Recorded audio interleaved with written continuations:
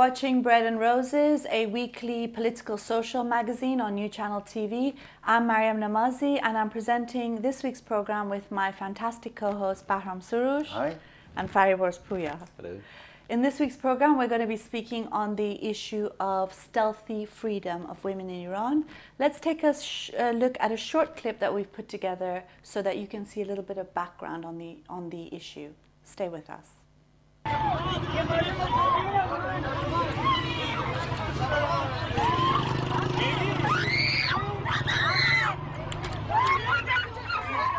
In Iran, veiling is compulsory. Transgressions are met with fines, harassment, and imprisonment. Nonetheless, countless women in Iran have posted unveiled photos of themselves on a Facebook page called My Stealthy Freedom. One of the women writes under her photo, "Let me live as I please. I have a small wish, which is as simple as being free to let the wind blow through my hair." It might seem crazy what I'm about to say.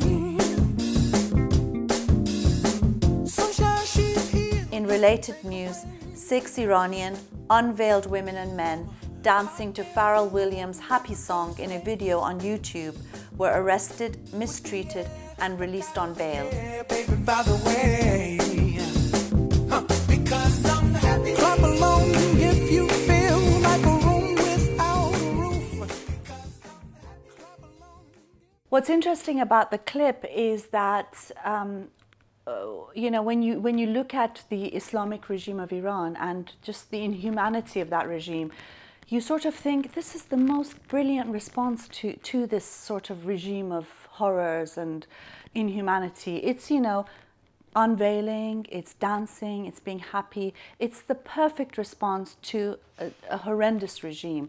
And, you know, it's interesting because one of the advisors to Khamenei, who is the supreme spiritual leader, that name alone tells you a lot about what this regime represents, he had said that the regime has lost control on the issue of veiling. And the response is, yes, you have lost complete control. And this whole you know, move of women unveiling in Iran, despite all the risks, is a huge challenge to this regime, to its very basic fundamentals. I think you're right. The whole framework and structure of the Islamic regime is built around its misogyny and being against women and the veil. And veil represents this, the totality of the Islamic regime. By challenging the veil, the woman by unveiling in Iran, they're actually challenging the totality of the Islamic regime. And this is the point where the Iranian society is gaining its confidence to the point, is at the tipping point to bring about fundamental change in society. I think that's very crucial and important. I think it's a basic right for any woman to wear whatever they want to wear. Okay, so that's the basic thing.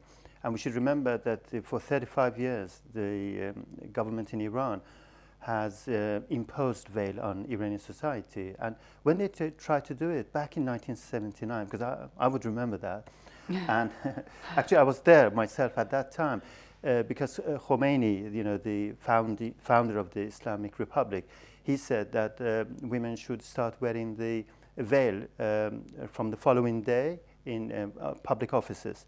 And there was an outcry. And tens of thousands of women poured onto the streets without the veil, obviously, because they said, we haven't made a revolution to go back. We made a revolution against a dictator monarchy to go forward for more freedom for women.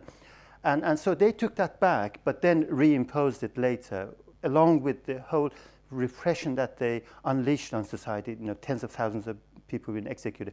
So it was imposed on the Iranian women. It wasn't something that the Iranian women voluntarily acquiesced to say, okay, we are going to wear the veil. You know, Iranian society was not Islamic. It was not a veil society. And what's interesting is after 35 years of their rule, it's still not Islamic. The fact that they need all these morality patrols day in and day out to harass women, to arrest them. I mean, the punishment for unveiling, forget about unveiling, just improper veiling in Iran is 10 days to 2 months in prison. Any transgression of Sharia law has a minimum of over 70 lashes. And there are so many cases of women who've been harassed, intimidated, imprisoned as a result. with acid thrown in their faces and attacks. You know, one of the slogans of the Islamist thugs in Iran was either you veil or you get a beating, basically. I think you're right, but what has changed from 35 years ago is that you have a whole new generation of young people in Iran who see themselves as part of the global youth movement have come to the fore. Now they are teenagers, they're in their 20s, and they see an Islamic regime and the whole setup incompatible for what they want to do. And that's they're spearheading not only the change in Iran, they represent this change in Middle East as well. And I think that's a crucial change that is taking place in the last few years, and we're going to see a lot more of this. I think that's the thing to watch. And I think what this movement is saying is that veil is not part of our culture, despite all these, postmodernist statements that Iranian women themselves want to be veiled and wrap themselves up. It's their religion. This movement is saying, no, it's not. We want to live like a human being. We don't want any imposition on us. So the first thing, they want to live like any human being in any free society. So if it means challenging the government, if it means that the Islamic regime has to go, because of this protest, that shows what kind of regime we are dealing with. That this whole ideology rests on veiling half the population. And veil is, although it's just part of the problem, part of the issue of the women's oppression in Iran, but it is a very symbolic one, because when you challenge that, what you are challenging is the misogyny of the state as a whole. I mean, clearly, it's very clear that you can't have an Islamic regime, an Islamic republic, with unveiled women walking down the streets. It's just an impossibility. It's a contradiction in terms. It's, two different poles of reality. And in a sense, this is a huge challenge to the regime. They're very worried about it as well. And I think it's really crucial that people support the women who are coming out unveiled, at great risk to themselves. But as you said, it shows very clearly this is not people's culture. And if it was their culture, the regime wouldn't need to impose such huge amounts of force to police what people are just wearing in their day-to-day lives. And one of the characteristics of this new movement, or the change that is taken in Iranian society, in its publicness. It's open challenge to the Islamic regime. Yeah, it's not stealth in any way, is it? No. There for the world to see. I saw recently last week a video that a young lady looks in the camera, takes her veil off, and says, "Let me breathe a bit of freedom." And she walks through the streets of Tehran with, and you can see the confidence, and you will see the photographs, videos of so many women who are doing it in different parts of Iran now as an open challenge to the Islamic regime. A very corrupt minority, a religious minority, are in power. They're incompatible with the Iranian society and the young culture in Iran, and that's what it worries them. Now they're sort of organizing this sort of stupid conferences called "We Are Worried" conferences, and you could see a sort of a small group of reactionary, misogynist Islamists getting together and trying to organize conferences. And when they organize demonstrations in Tehran against you see a couple of thousands of thugs who organize thugs. They're mercenaries, basically. They're very, the very small number of people who the only thing that they have in the power is the state means of suppression.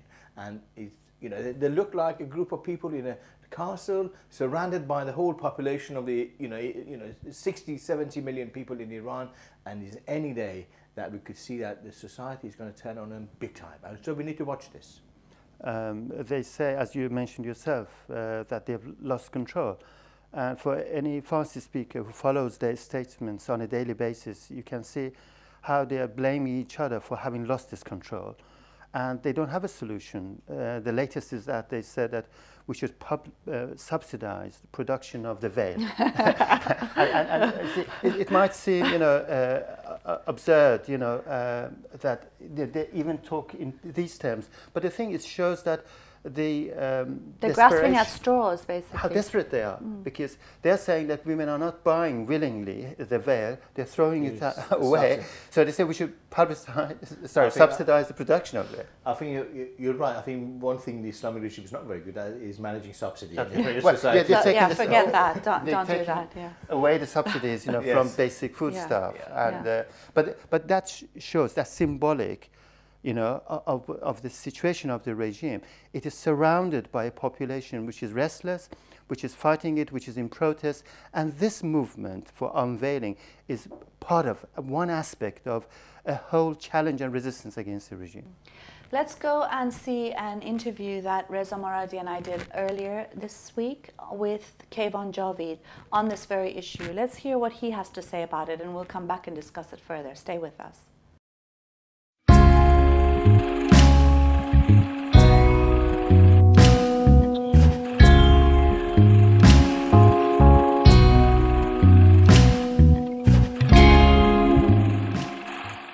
در رابطه با همین صفحه فیسبوک آزادی‌های یواشکی و بی‌حجابی زنان در ایران، نظرتون در رابطه با این چیه؟ اهمیتش چیه؟ من فکر می‌کنم یکی از مهمترین وقایع سیاسی روز ایرانه. یکی از در دفاع از حقوق زن و حرکتی که تعرضی که زنان به فرهنگ اسلامی، به حکومت اسلامی سازمان دادن و جمهوری اسلامی خوب درک کرده، فهمیده، اهمیتش رو میدونه، جامعه خوب میدونه اهمیتش تو کجاست، خصوصا زنها خوب میدونن که چه حرکت عظیمی رو شروع کردن و دنیا میدونه و مهمتر از این که کل دنیا اهمیت اینو فهمیده و توجهشون به مبارزه زنان علیه حکومت اسلامی جلب شده به نظر من. جالبه، مثلا بهش میگن آزادی‌های یواشکی، ولی خیلی یواشکی اصلا به نظر نمیاد. یعنی توی اذان عمومیه. اگه تو کوه بود و توی جای دربسته بود که قرار بود اینا عکس بگیرن، برای آیندگان خودشون بذارن، برای نوه‌هاشون بذارن، بگن دیدی مثلا مامان بزرگت یه روزی از ترس جمهوری اسلامی، از وحشت جمهوری اسلامی توی محیط بسته عکس گرفته، حالا تو ببین مامان بزرگت این شکلی بوده. مدیای اجتماعی یعنی علنی، انقلاب مصر با مدیای اجتماعی سازمان دادن. وقتی از مصر ما میبینیم انقلابشو میدیدیم، هر روز تمام توجه این بود که بریم ببینیم مردم چیکار دارن میکنن، تو ویدیوها ببینین. انقلاب 88 اولین بار مدیای اجتماعی رو آورد میدون.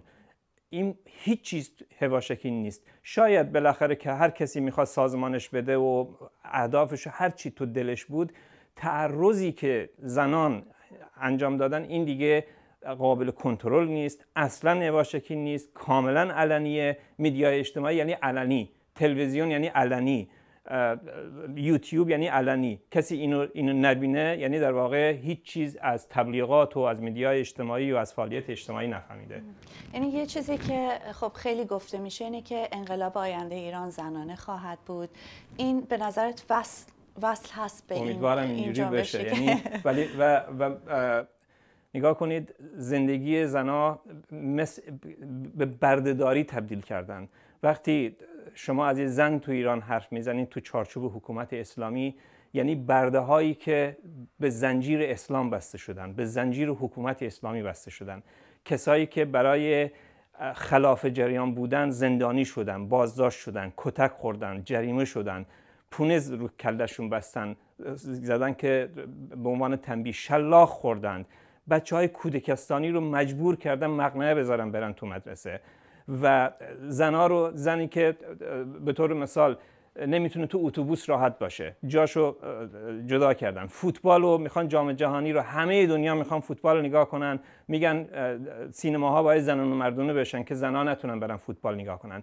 به طور وحشیانه علیه زنها عکس العمل نشون داد جمهوری اسلامی، یعنی فقط برای کنترل جامعه، برای مرعوب کردن جامعه. و خوشبختانه جامعه ایران سکولارترین، پیشروترین و بهترین خواسته ها رو داره برای برابری کامل زن و مرد و هیچ جریانی دیگه نمیتونه زنها رو برگردونه به این که برو آشپزی کن، برو بچه داری کن، برو سرویس جنسی بده، اینا کارته. اسلام اینو میگه گورو پدر شما، گورو پدر اسلامتون، گورو پدر هر جریانی که میگه که زن باید سرویس بده به این و اون. زن انسان کامل با همه حقوقی که تو همه جامعه داره اونا باید برخوردار بشه و انقلاب بعدی مهر زنانه بودن خودشو داره، چاره ای نداره. یه چیزی که هست، خب بعضیا میگن که خب به قول خودتون انقدر زن سرکوب و اذیت و آزار شده تو جمهوری اسلامی، خب حجاب میگن یه بخششه یا بخش مهمش هم نیست. فقر هست، بیکاری هست، احتیاط هست، کلی مشکلات دیگه. آیا این کمرنگ نمیکنه و مشکلات دیگه وقتی فقط روی حجاب داریم تمرکز میکنیم؟ یه بخشی از مبارزه است. مبارزه مردم ایران همه جانبه است. سر دستمزد بالاتر مبارزه داره میشه. کارگرها برای 40,000 کارگر تومار امضا کردن برای بالا رفتن دستمزدشون. اعتصابات و اعتراضات کارگری رو میبینیم تو همه بخش‌های جامعه. مبارزه است، میجوشه و این پرچمی بود که روز اول حکومت اسلامی به دست گرفت، حجاب. خمینی اومد گفت که حجاب باید جامعه حجاب داشته باشه. سال اسفند 57 زنها بلند شدن، هنوز جمهوری اسلامی قدرتمند نبود، هنوز حاکمیتش رو تثبیت نکرده بود.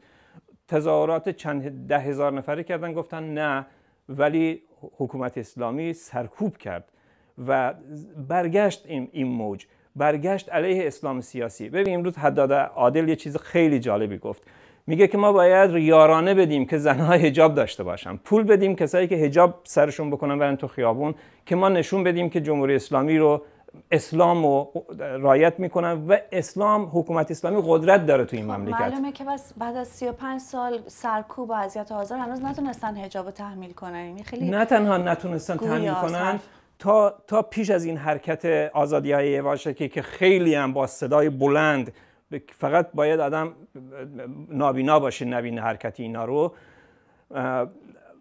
ولی نگاه میکنیم دیگه. ما قبلا که نگاه میکردیم بدحجابی مسئله بود، ما تو نشریاتمون تو تماما نشون میدادیم، میرفتیم این ور اون ور پیدا کنیم که زنایی که لباسای شیک پوشیدن، رنگی پوشیدن یا روسریاشون یه مقدار بالاتر، موهاشون رو نشون میدن، ما میرفتیم اینا رو نشون میدادیم، میگفتیم نبض جامعه اینجاست. الان بدحجابی نیست، خود حکومت میگه بی‌حجابی، میگه همه جا رو گرفته. هر هفته نماز جمعه جمهوری اسلامی، هر هفته نگاه بکنیم 15 تا خبر تو ایران و از جمله نماز جمعه سر مسئله حجابه. چرا؟ به خاطر اینکه قدرت جمهوری اسلامی رو زیر سوال برده. و ببینید دوست آلمانی داشتیم رفت ایران، گفت دیگه تابستونا نمیرم. زن گفت دیگه تابستونا نمیرم. گفت مردم از گرما. چجوری این زنا تو این مملکت زندگی میکنن؟ 35 سال زندگی رو تو کلاس درس، تو مدرسه، تو کارخونه، تو خیابون به زنا حروم کردن. گفتم نمیخوایم و عقب روندن. دیگه بدحجابی نیست. خوشبختانه ما با بی‌حجابی مطلق تو ایران روبرو هستیم.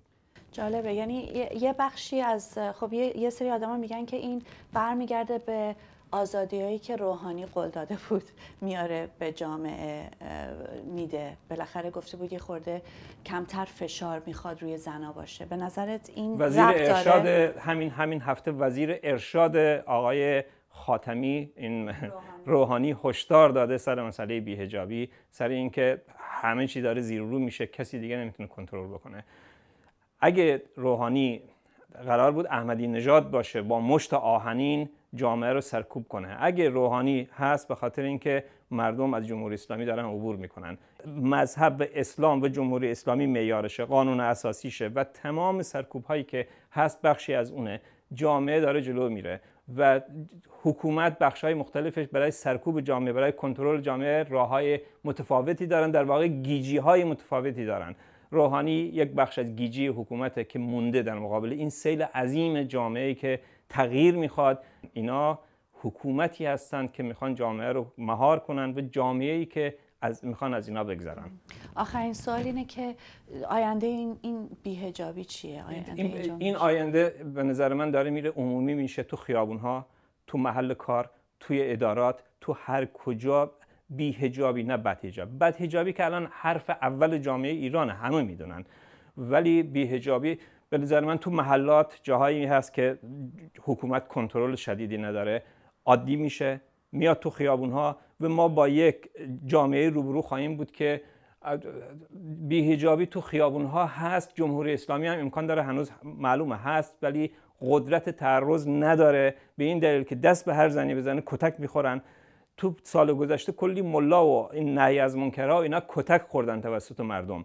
این میره به نظر من تو جامعه عادی‌تر و با قدرتی که زنها کسب میکنند بشه حرف اول جامعه.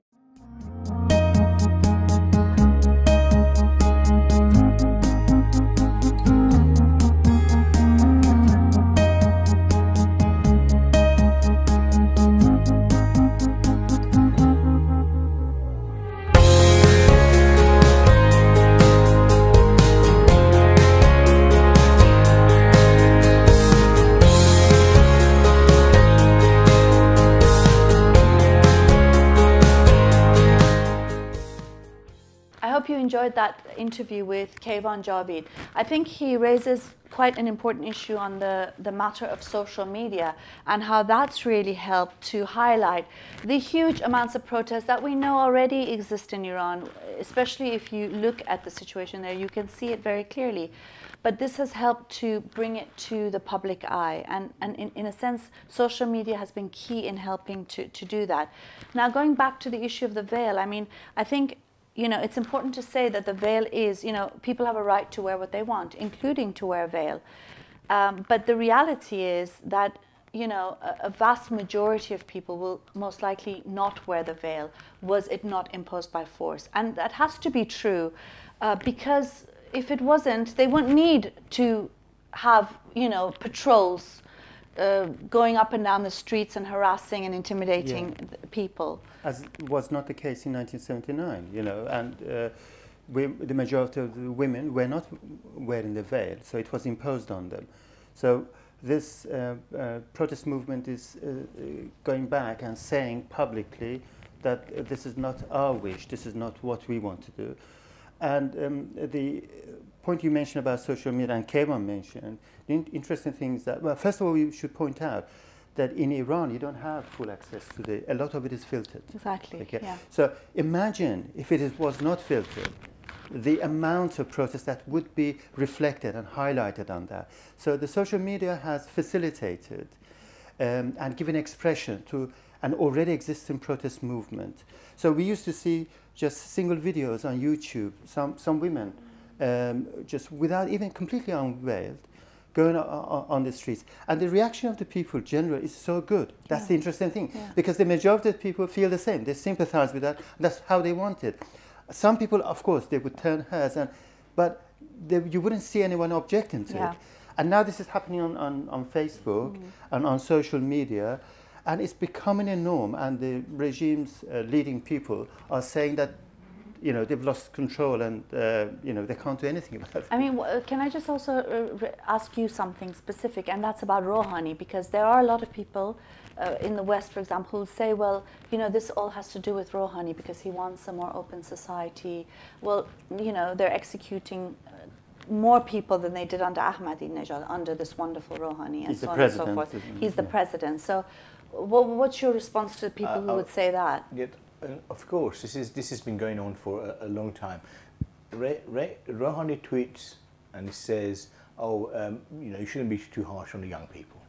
Now he doesn't say to people that as his government is actually the whole infrastructure of the Islamic regime that he represents bans Twitter and social media in Iran. They just recently they wanted to actually prosecute the you know, the owner of Facebook in Iran. I mean, this is something we're facing in society. All of society in Iran are getting to a point. Even these guys are worried. You know, they know that they can't control it. They know that the whole society against just trying to pretend. Rouhani, there was a caricature sort of published online a few days ago. Rouhani is playing a guitar. At the end of the guitar, there is a noose hanging from there. That represents the totality of the Islamic regime. Always the Islamic regime has had characters who would, for the consumption of the West, particularly for the consumption of West, occasionally they make these noises, but they belong to the infrastructure of the Islamic regime. And this movement is going to wipe up the whole of different functions of the Islamic Last regime. comment, because we have not very much time left. You should remember that Rouhani has been one of the leading you know, pillars of the regime from the beginning. And he's as much interested in the survival of the regime as the rest of them. Okay, but because of these recent efforts to get rid of the economic sanctions, and the fact that Iran has become highlighted, it's on the news every day. So they have to present another picture of Iran, and that task is Rouhani's. But in actual fact, he's part of the same regime. And if there were any free elections, Rouhani would not have been elected. Okay? And so people's choice is not Rouhani. And there is, I think it is absurd to claim, you know, as some in the media do, that Rouhani is apparently the good cop of the Iranian regime. They're part of the same system. That's what I'm thinking. I mean, it would be interesting to know what you viewers think about this issue. You know, obviously from our perspective, the veil is a key issue. It's not a piece of cloth. It is a symbol of the regime, but it's also a symbol of discrimination against women, misogyny, the fact that they're considered second-class citizens. It doesn't also say very much about men and the fact that they are not able to control their urges if they see unveiled women. We know that's not the case, and we know that this is the regime's culture, not people's culture. Tell us what you think. In the meanwhile, I just want to remind you that we have a fundraising campaign that's going on for another 15 days or so for a video mixer and computer and so on for our program. If you can support us, you'll see information on it at the bottom of the screen. Please do help us. I hope you enjoyed this program, and until we see you again next week, we hope you have a wonderful week. Bye.